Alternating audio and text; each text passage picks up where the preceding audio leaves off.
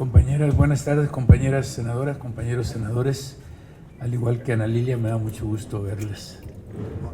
Bienvenido, maestro Esteban Moctezuma, secretario de Educación.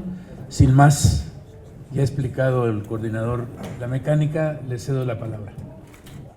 Muy buenas tardes a todas y a todos. Agradezco a todas y a todos, en especial al senador Ricardo Monreal Ávila y al senador Rubén Rocha, la invitación para participar en esta plenaria del Grupo Parlamentario de Morena en el Senado de la República, a la que, como nos comenta Ricardo, asisten también senadoras y senadores del Partido del Trabajo y del Partido Encuentro Social. Antes que nada, quiero expresarles mi agradecimiento profundo por todo el apoyo que recibimos de todas y todos ustedes para la reforma constitucional del artículo 3 para las leyes secundarias en materia educativa. Creo que además el esfuerzo que se hizo de Parlamento Abierto nos ayudó a incorporar en la ley muchos temas que eran de interés de diferentes grupos y que aquí en el Senado se analizaron y se incluyeron, de manera que se enriqueció con el trabajo del Senado de la República tanto la reforma constitucional como las leyes secundarias. Seguí los debates que protagonizaron y aprendí de sus argumentaciones para defender las reformas y la promulgación de las leyes secundarias.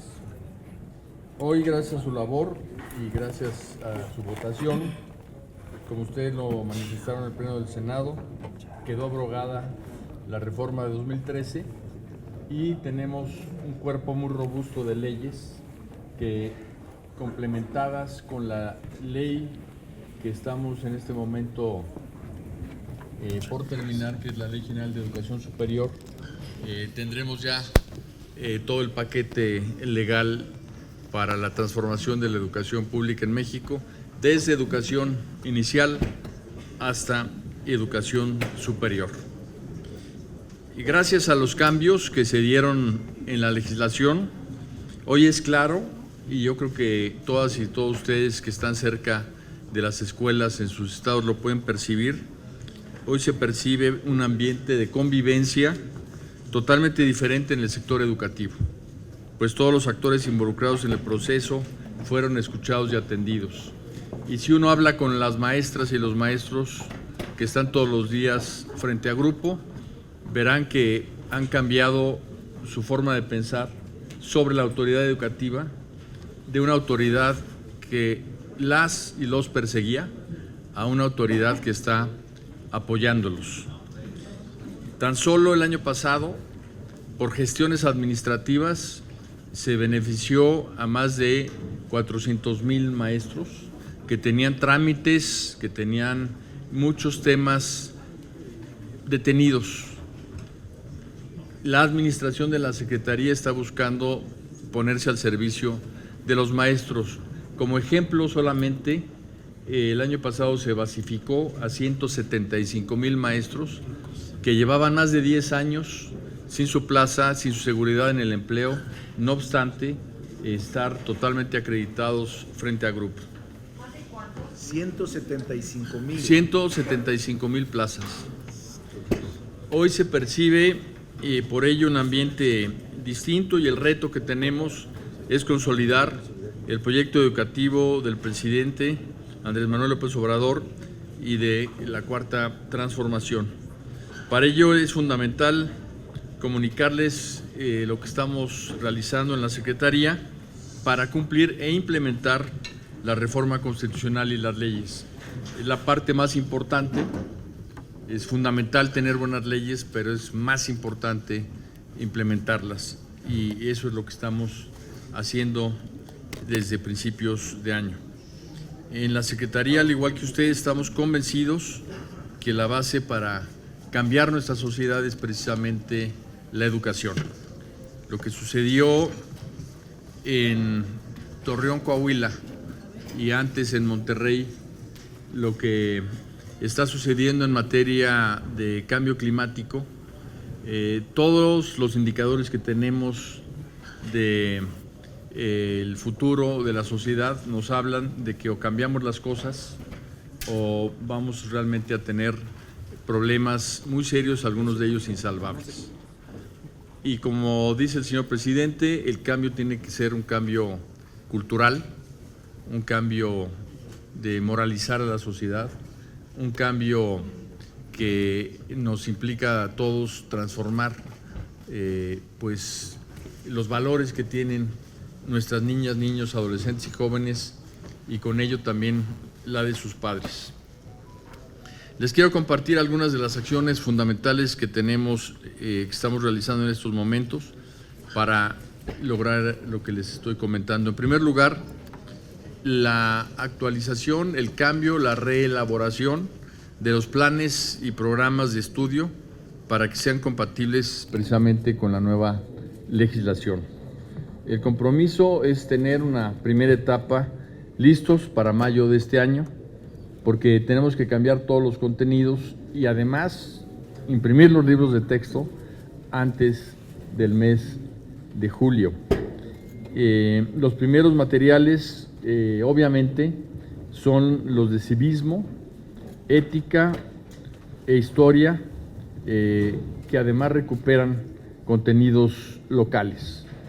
En civismo queremos que todos los niños y niñas de México conozcan sus derechos, pero que también conozcan sus responsabilidades, que tengamos una conciencia crítica y un pensamiento crítico en ellos y que podamos impulsar una nueva moral social.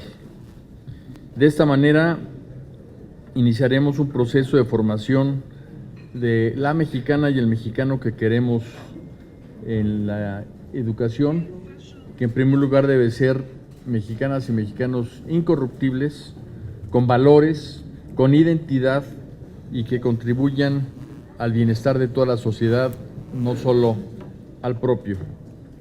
Esta acción se complementa con la entrega y distribución que hicimos de 176 millones de ejemplares de libros de texto gratuito, en donde por primera vez se priorizó a los pueblos y comunidades indígenas. Estamos implementando lo que llamamos estrategias transversales, como la activación física, la práctica del deporte, el arte y la música, porque necesitamos también cuerpos sanos en mentes sanas. Promovemos el desarrollo artístico de los educandos con la creación de orquestas sinfónicas y de coros infantiles y juveniles que ya empezamos este año, y este año vamos a concluir con 120 orquestas, cada una de 200 integrantes, lo que significa casi 25,000 niños. Como parte de una de las prioridades de este gobierno, se han entregado, como ustedes saben, becas a estudiantes de educación básica, media superior y superior de manera directa, sin intermediarios. El año pasado, con las becas para el bienestar Benito Juárez, fueron beneficiados 6.2 millones de becarios entre 0 y 15 años. Además, 3.5 millones de estudiantes de educación media y superior, porque ahí la beca es universal, y 300,000 en formación universitaria. Esta política, para contribuir a la permanencia, a la continuidad y a la conclusión de los estudios de nuestras niñas, niños, adolescentes y jóvenes, ha sido propuesta para reconocerla como un derecho en el artículo 4 constitucional por el presidente López Obrador, y esperemos que sea aprobado por este órgano legislativo en la legislación correspondiente. Para contar con mejores educandos debemos de tener también mejores maestros. Por ello es que las reformas en materia educativa parten de revalorar al magisterio como profesionales de la educación, y las acciones que venimos realizando van en este sentido. Quiero comentarles que todas las semanas viajo cuando menos a 2 estados y me reúno directamente con maestras y maestros, con supervisores y directores. y nos hemos encontrado con muchos problemas. El domingo pasado en Guadalajara, en reuniones con supervisores, me decían en todas las mesas en las que estuve sentado hablando con ellos, de escuelas con plantilla incompleta. Me decían de muchos maestros que tenían interrumpida desde hace 2 o 3 años el pago de alguna de sus prestaciones. Me hablaban de muchos temas que no están al día, y por eso vamos a tener que hacer un enorme esfuerzo administrativo, un enorme esfuerzo de ordenamiento para que cuando menos las escuelas tengan lo que les corresponde, que es una plantilla completa, que es el pago siempre permanente de sus ingresos a tiempo, que es un tratamiento claro cuando alguna maestra, por alguna razón, puede pedir alguna licencia y que se cubra de inmediato su posición. Muchos temas que nos obligan a realmente meternos a fondo dentro del sistema.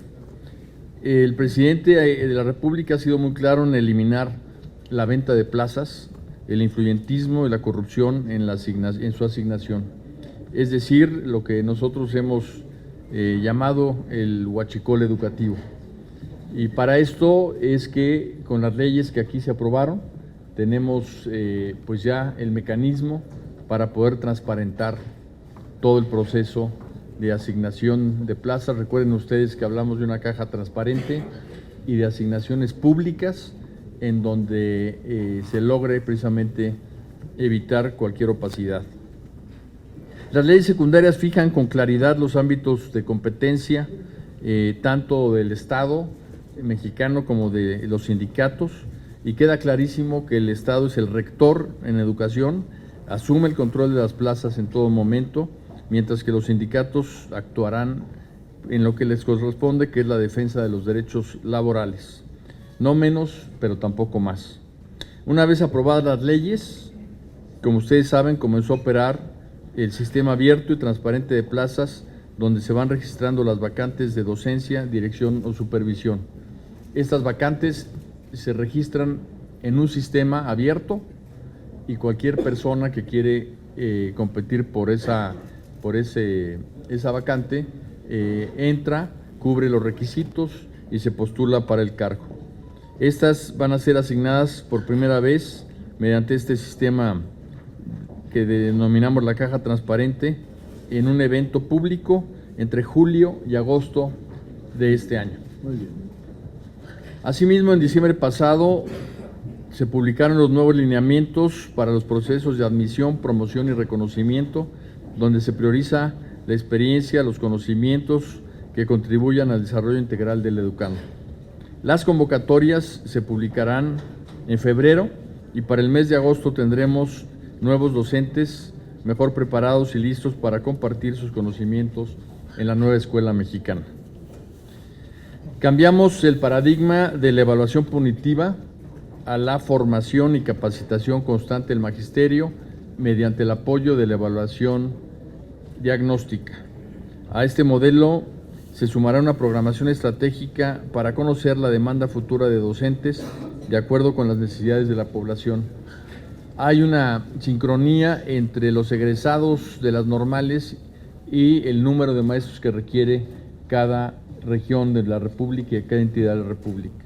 Necesitamos una planeación que nos permita ir viendo cuántos maestros tenemos que preparar para que cuando salgan tengan empleo y no entren en algunos estados a un sistema saturado y en otros estados pues que hagan falta maestros. Este modelo precisamente tendrá una programación estratégica para conocer estos datos. Y esta programación incluirá un nuevo modelo de admisión a las escuelas normales, a la Universidad Pedagógica Nacional y a los centros de actualización del magisterio para asegurar que los jóvenes que ingresen tengan vocación de docencia y al egresar estén lo suficientemente preparados para hacerse cargo de la educación de nuestras niñas y niños. Lo anterior será complementado con la actualización de los planes y programas de estudio de las propias escuelas normales, que comenzaremos en el 2021, los cuales diversificarán las especialidades de formación. Hoy un normalista estudia lo mismo, no obstante que pueda dedicarse a una escuela multigrado, a una escuela de tiempo completo, o a un nivel educativo determinado. Por eso vamos a especializar desde la normal los estudios para también dar mucha fuerza a la educación inicial. Como todos y todas ustedes saben, queremos apoyar la educación de 0 a 5 años. Es el momento clave para una niña o un niño para desarrollar sus habilidades cognitivas, y para ello tenemos que preparar también a nuestros docentes y prepararlos también en educación inclusiva, con objeto de que podamos tener maestros que sepan, por un lado, tratar temas específicos como la educación especial, tanto de alumnos con algún tipo de discapacidad como de alumnos sobresalientes que requieren también una atención distinta. Además de, pues, incluir un tema muy importante y que ha estado abandonado, que es la educación indígena. De igual manera, estamos convencidos que para contar con mejores resultados, además de mejores maestros, necesitamos mejores escuelas. Por tal motivo, en las entidades federativas se ha iniciado el programa La Escuela es Nuestra, bajo un modelo basado en la confianza directa en la comunidad escolar, como una muestra clara de que los cambios se deben de hacer con la participación comunitaria. Se ha logrado beneficiar a 22,191 escuelas al día de hoy, con un monto de 21,000 millones de pesos, y los comités escolares de administración participativa, que son comités en donde están el director, maestros, madres y padres de familia y alumnos de cuarto año para arriba, intervienen directamente para dignificar las escuelas. Ellos deciden en qué invertir, ellos deciden si quieren construir algo, mantener algo, equipar, de manera particular, aquellas situadas en regiones rurales y urbanas de alta marginación son las que tuvieron la prioridad en la entrega de los recursos. Para este año se tiene proyectado que La Escuela es Nuestra llegue a casi 20,000 planteles educativos con una inversión adicional de 3,458 millones de pesos. Estos son ejemplos de acciones concretas que estamos realizando en la Secretaría, impulsando lo que llamamos un nuevo acuerdo educativo nacional. Este nuevo acuerdo educativo nacional se basa en una permanente y constante diálogo con todos los actores educativos, donde se prioriza el derecho a la educación como motor del cambio social. Para completar este trabajo tenemos una tarea adicional que cumplir en el ámbito legislativo, que es la obligación de garantizar la educación desde inicial hasta superior.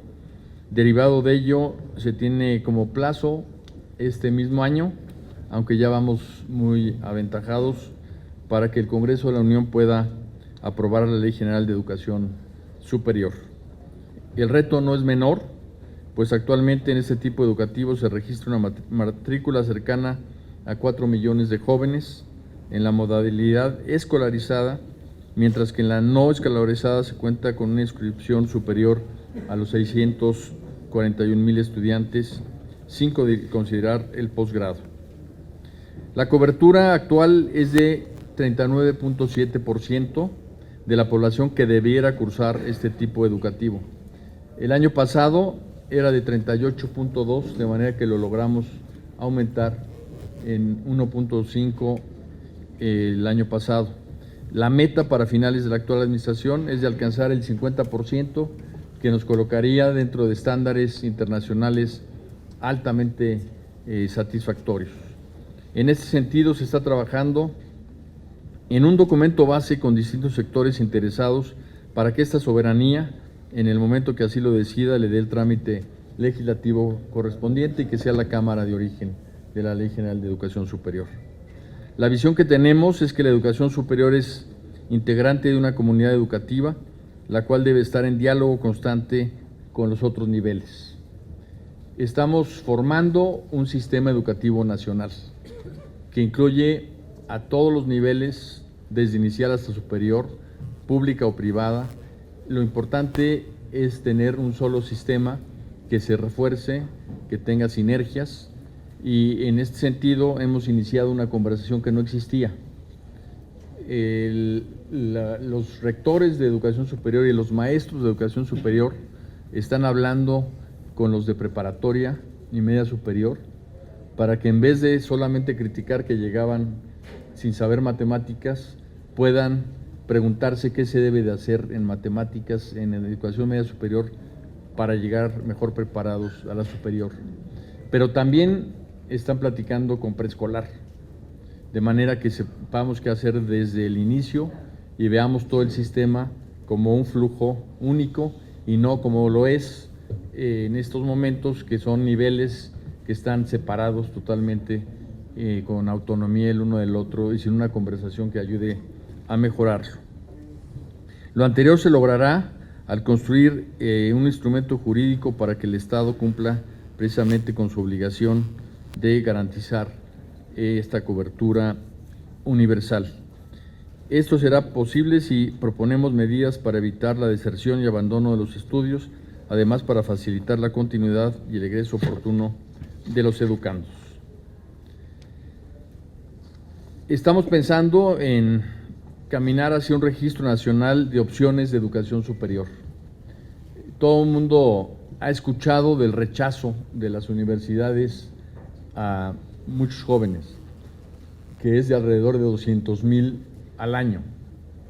El año pasado logramos, de esos 200,000, darle opciones a 50,000, solamente con información, solamente diciéndoles a estos jóvenes qué otras oportunidades había, en qué otras universidades. Y con esto pensamos llegar a rechazo cero al finalizar del sexenio. También llevamos a cabo un ejercicio en donde todos los activos, infraestructura, maestros, planes y programas de dos universidades, la UAP y el Politécnico, lo metimos a un análisis con unos algoritmos que dan por resultado la optimización de todo lo que tiene una universidad, y gracias a ello se logró incrementar, sin invertir un peso, la matrícula de la UAP en 10% y del Politécnico en 11% en su nivel inicial.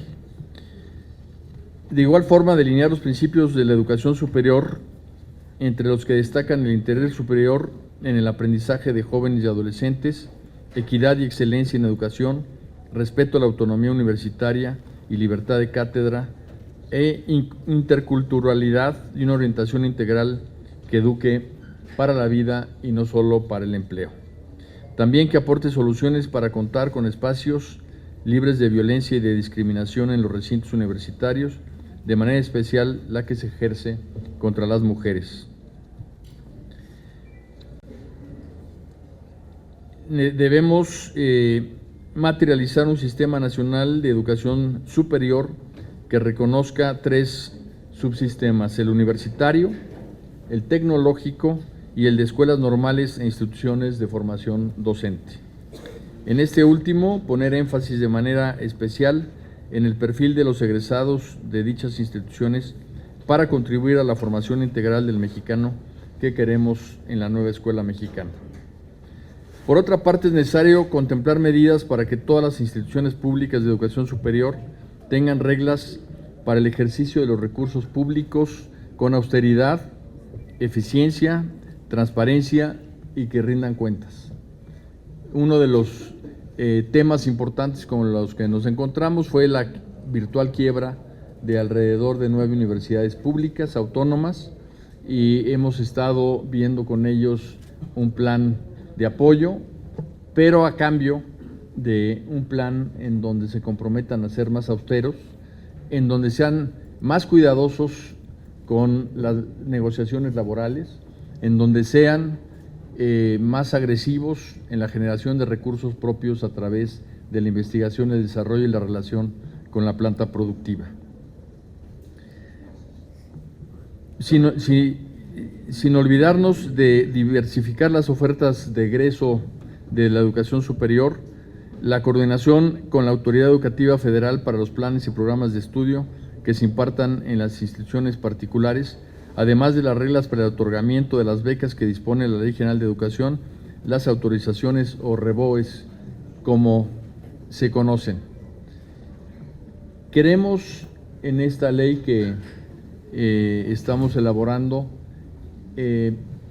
lograr poner un alto a las universidades patito, porque muchísimos jóvenes invierten sus ahorros, su esfuerzo, su esperanza en un estudio universitario, pensando que están en una buena universidad y esta no cubre los mínimos estándares. Entonces, una de las cosas que queremos es certificar para saber cuando una persona entra a la universidad que está entrando a una institución que le va a dar lo que promete. Todo ello en un marco que permita una colaboración interinstitucional y una corresponsabilidad social donde la educación superior sea parte del proceso de mejora continua de todo el sistema educativo nacional. Senadoras y senadores, el apoyo que ustedes nos han dado ha sido fundamental para contar con bases jurídicas sólidas que den certeza a la educación de nuestras niñas, niños, adolescentes y jóvenes en nuestro país. Debemos de tener claro que la única medida del éxito de un sistema educativo es el aprendizaje de nuestras niñas y niños, y no es un aprendizaje solamente académico, es un aprendizaje también en cuanto a su conducta, en cuanto a sus valores, en cuanto a su responsabilidad hacia los demás y su solidaridad con los otros. Hoy tenemos un cambio de rumbo en materia educativa muy clara y les invito respetuosamente a que sigamos trabajando en ese camino para profundizarlo y llegar a buen puerto. En la Secretaría de Educación Pública siempre van a encontrar una dependencia con voluntad de trabajar, de escuchar, de aprender de ustedes, de dialogar. Y por ello nos da muchísimo gusto siempre sumar esfuerzos en esta sinergia nacional a favor de la educación de México, construyendo el nuevo Acuerdo Educativo Nacional. Muchísimas gracias.